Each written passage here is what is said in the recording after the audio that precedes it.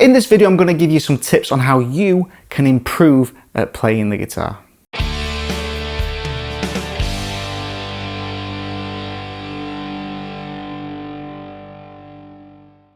If you're looking to improve on the guitar and you really want to get better, so you start asking people for advice, for any tips or tricks or anything, you usually find you get very similar advice from people. You need to practice. You need to practice. Have you tried practicing more?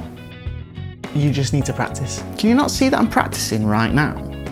Just saying, I'm just saying. We all know that we need to practice, and I imagine that you are a lot like me.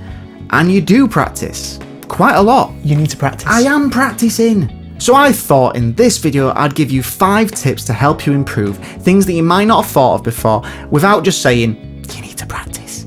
I am going to throw in a bonus tip at the end. It's a real good one, so make sure you stick around for that. Number 1, get the mirror. The mirror? I mean, I know I need a haircut. No, sorry, I mean the guitar. Practice in front of the mirror. This may sound a little strange, but it's going to give you a different perspective, meaning you'll be able to evaluate your technique better to see if you're doing things right or wrong. My teacher told me about this ages ago, and I thought it was a bit strange at first, but it really did help my technique. So this is tip number 1. Practice in front of the mirror. Number 2, probably one of the best investments I made when I started to take guitar seriously was buying a 4-track. Now, all you kids out there that don't know what a 4-track is, it's basically an old recording device, a bit like a tape player where you can record 4 things on top of each other. So you can record a guitar, then another guitar on top of that, and then another, and so on. I was obsessed with the idea of recording myself, so when I got the 4-track, I quickly adopted it as a practice tool. I'd listen back and I'd analyse my playing, and I'd make notes of things that I needed to work on, and I'd enjoy the things that I liked about my playing. I would do this every week, and doing this also meant I was documenting my improvements. I really enjoyed this. I liked the idea of being able to listen back to my progress. Nowadays, we don't need these archaic devices to record ourselves. We have these super powerful computers in our pockets all the time. It's not the same as going to a proper recording studio, but that's not what this tip is all about. This tip is about listening to yourself and analysing your playing objectively to help you improve. Plus, the quality you can get on a phone is so much better than what I could get on my 4-track. I was just editing this video and I thought this would be a perfect time for me to stop and just go over how I record my students in their lessons. In lessons, I record my students using one of these cheap iRig 2 devices. It's really simple. All you do is plug this into your headphone socket of your phone, you plug your guitar into here, and you can plug headphones in here if you need them, and then you just record a video, or you can use GarageBand and use the amp simulators. It's really easy. I think you can use these with Android as well as Apple, but you will have to check that yourself if you do want to look into these. I have left a link in the description box below, so check them out if you want to. That's tip number 2, record yourself. Number 3, if you want, you can be that guy that takes the guitar everywhere with you. I was, and I know I annoyed a lot of people. The more you play, the better you're going to get, but taking a guitar everywhere with you is not what I'm going to get at in this tip. Story time. I went to one of my students' houses, but I was a bit early that day. He didn't have his guitar or amp ready, so he trundles off upstairs, and then he came back 5 minutes later, lugging this heavy amp and guitar that he dug out of an upstairs cupboard. Finally, we got it downstairs into the lounge, we got it powered up, in tune, and then I asked the question that I ask every week.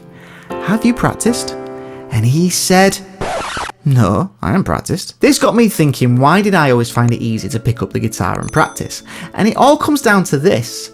Accessibility. Sometimes just getting motivated to pick up the guitar and practice is hard to do, and it's not made easy by it being made a chore just getting the guitar out. I've always tried to have a guitar close by, so I just have to put out a hand, grab a guitar and play. I am aware that I'm very fortunate to have a setup like this, but what I'm saying is having a guitar accessible makes it easier to practice and play. So you might want to think about how you can make the guitar a bit more accessible, making it a bit easier and more comfortable to pick up and play. You don't have to have a guitar in every room, but maybe don't keep your guitar locked in that vault in your backyard bunker. That's tip number 3, make your guitar more accessible. Number 4, when you sit down to practice, you should have a clear idea of what you're going to be practicing. It might be a scale, a lick, a song, whatever it may be, but you need to have something in mind that you are going to practice. Whatever you're practicing, it should be focused on a specific thing that you want to improve on.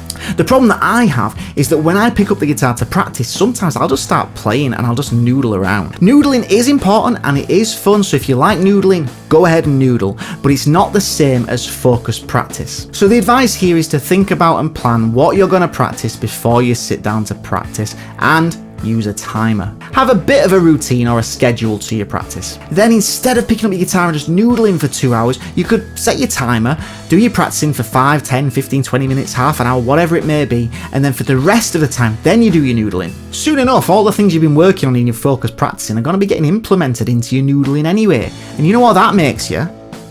A better noodler. That's tip number 4, plan your practice and use a timer. Number 5, playing with other people is one of the best things that you can do to aid your development. Making music and playing music with other people can be one of the most enjoyable things that we experience as musicians. People can get a bit anxious and a bit nervous about playing with other people at first, but it really is something that you're gonna love doing, so I would recommend play with other people whenever you get the chance to. Learn from them and be inspired by them, but also learn and be inspired by what you are creating together. I was really fortunate that the majority of my friends played instruments when I started playing, so we had jam sessions every night and it was so much fun. So find people to play with, you'll really love it and you'll learn loads from it. So that's tip number 5. Play with other people. That's my 5 tips for this video, but I have got my bonus tip coming up in just a moment that's going to help you improve as well. If you have any tips that you want to share, then leave them in the comment section below. I really want to know your thoughts on how you improve and what keeps you inspired to keep picking up the guitar and playing it. Please like the video and subscribe to the channel, but now on to my bonus tip. At the beginning of this video, I did say this.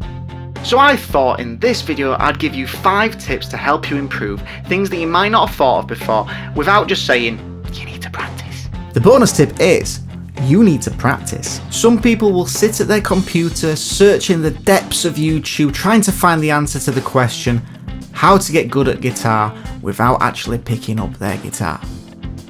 Believe it or not, there isn't a single day that goes by when at least one of my students says to me, they haven't practiced. So if this is you, then you need to pick up your guitar and practice. Believe me, it's gonna do you the world of good. Thanks very much for watching this video. I do hope you've enjoyed it and I hope you've got some ideas and some tips from it. Check out these videos, you might enjoy them as well. Give the video a thumbs up, subscribe to the channel, and I'll see you next time.